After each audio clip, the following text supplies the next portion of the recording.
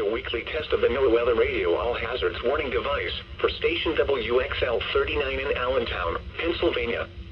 During potentially dangerous weather situations, specially built receivers are automatically activated to warn of the impending hazard. Tests of the signal are normally conducted by the National Weather Service in Mount Holly, New Jersey every Wednesday between 11 a.m. and noon. If there is a threat of severe weather during the normal test time, the test will be postponed to the next good weather day. Reception of this broadcast, and especially the warning alarm tone, will vary at any given location. This variability, normally more noticeable at greater distances from the transmitter, can occur even though you are using a good quality receiver in perfect working order.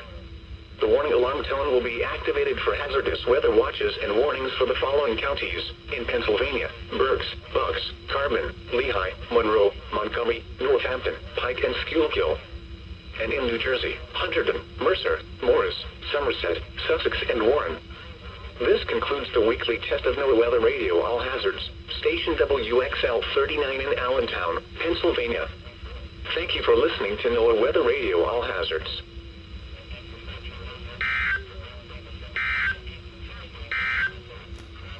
At 11 a.m.